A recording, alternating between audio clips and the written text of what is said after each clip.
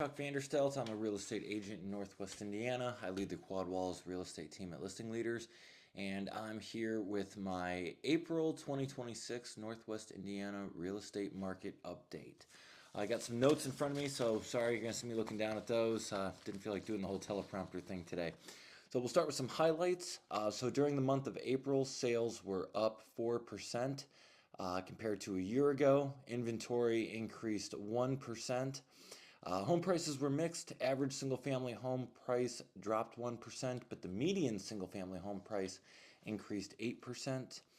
Activity, there was a noticeable uptrend this March compared to last March. So again, we're at the beginning of April here, but we're going to be first talking about home sales data that occurred in March that just closed. Yes, with home buyer activity up 7%, and the market currently favors nobody. I think the market's in a nice equilibrium, not really favoring buyers or sellers. Let's take a closer look at some of those recently sold homes. So total number of sold homes through the Northwest Indiana MLS database during the month was 793. That's up 2% compared to a year ago. 712 of those were single family homes, so houses.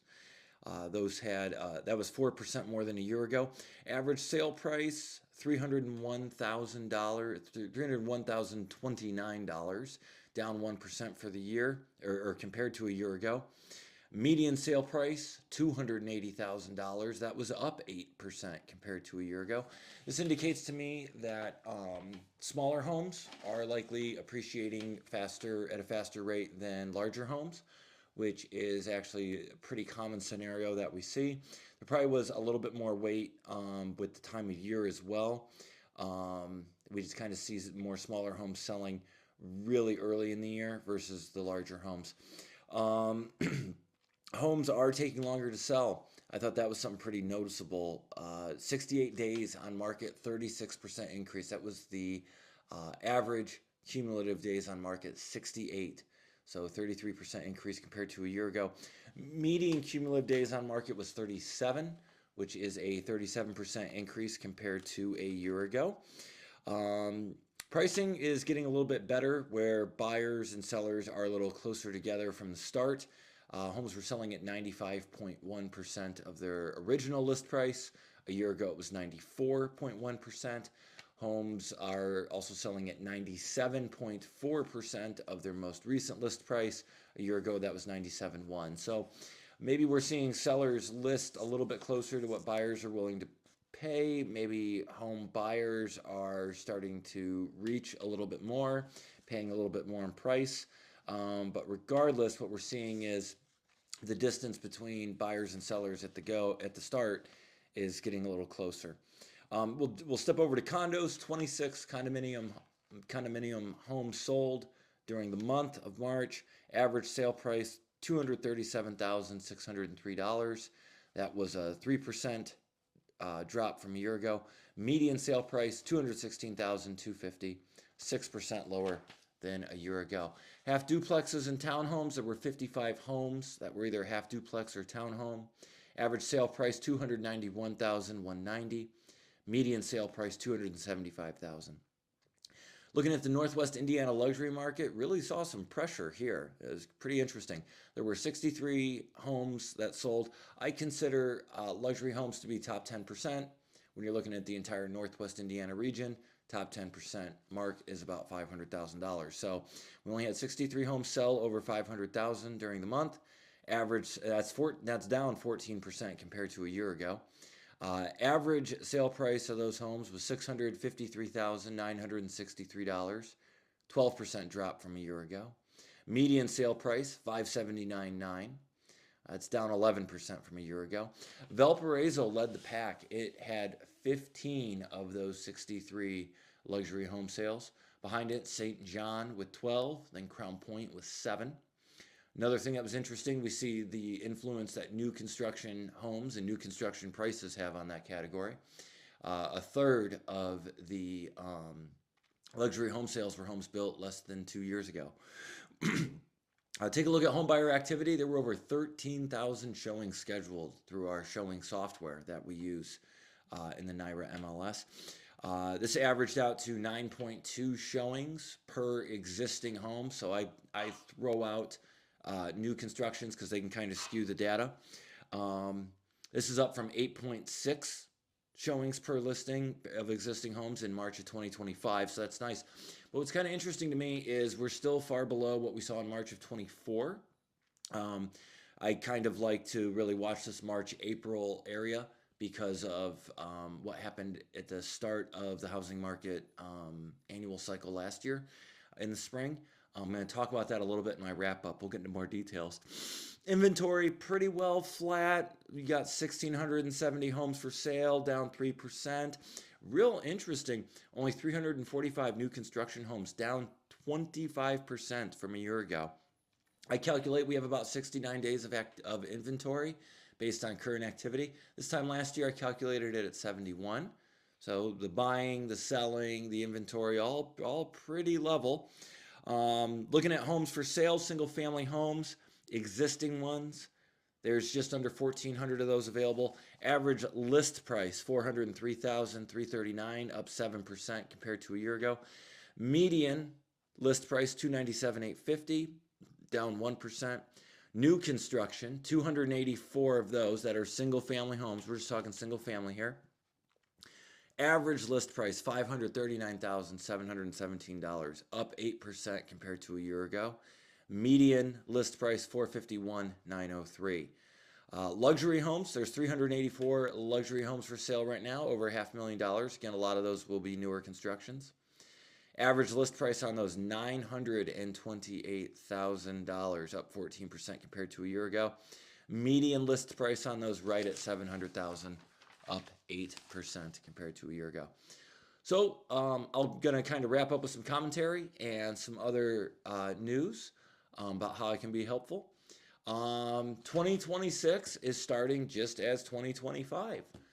Mortgage interest rates, really comparable. Inventory, really comparable. Activity, a bit better, but still not quite where 24 was. But with inventory being kind of tight, keep it all relative. I really consider it the same start of what we saw a year ago to start 2025. So that's kind of where we put it. 2025 was a fine year. Home prices did well. They went up a reasonable amount, kind of those low to middle single digits, which is actually pretty healthy. It's not too over the top, and it's not diminishing or losing. The spring market, I think we could see a little bit of effects. What happened last year was as we went through March and we got right to April, there was a lot of discussions about tariffs, trade tariffs, how those would affect things. And then when we saw the Liberation Day tariff announcements, the official rates, I think a lot of home buyers recoiled. I remember experiencing this last year, feeling the market building, and then just kind of the oxygen getting sucked out of the room there momentarily. This year, we've got some geopolitical issues with the fighting going on in the Middle East. We're seeing gas prices higher. I think that maybe has slowed some things down a little bit. But again, we're seeing a really nice rebound compared to March of 2025. Definitely seeing things that are better. So a great time to get out there, whether you're selling or buying, or you're going to be doing one of each. Feel free to reach out to me. There's some fantastic things that I offer as I lead the Quad Walls real estate team and run the website quadwalls.com. For home sellers, we offer very aggressively low real estate commission fees for our full listing service. It is a full service listing. So a couple things about it. First, we start with a low real estate commission fee. This year I've introduced dynamic pricing. So I take my low fee, and if your home was built within the last 15 years, we take another 15% off of the already really low real estate commission fee. You can visit my website or quadwalls.com/sell to learn more about those low rates. And then to add on to that, I'm based in Valparaiso. And I live in Valparaiso. My office is in Valparaiso, though I serve all throughout the Northwest Indiana region. I offer an even more aggressive listing commission fee for Valparaiso homes. And just like the others, I'll discount that another 15% for Valparaiso homes built in the last 15 years. Newer homes typically are a bit easier to sell. The transactions move along a little smoother because the homes are so much newer. So I want to pass that efficiency and that ease of the job on. If the job's easier, shouldn't the client pay less for the job to get done? Just kind of my thought. So it helps my clients keep a lot more of their proceeds in their pocket at the closing table instead of getting transferred to the real estate agent's pocket. If you're a home buyer, would love to help you. Stay away from the zombie brokerages and come to us directly. You can visit quadwalls.com, look at all the homes for sale. And once you find some homes that you like, we'd love to take you out and show you those homes. I offer a very straightforward buyer agent commission fee. Commission fees for buyers changed really dramatically in the last year and a half, nearly 2 years ago now. I'm be thrilled to speak with you, help you understand how that works, and just kind of go from there. But we offer a fee that's very transparent, very low for home buyers that come to us directly. Just over the weekend, helped somebody get a home under contract over in LaPorte County, came to us directly. They were absolutely thrilled about how low that commission fee was. So feel free to check that out by, again, visiting my website. Again, my name is Chuck Vanderstelt, running quadwalls.com. If you want to talk anything real estate, Northwest Indiana, my phone number is 219-309-6098.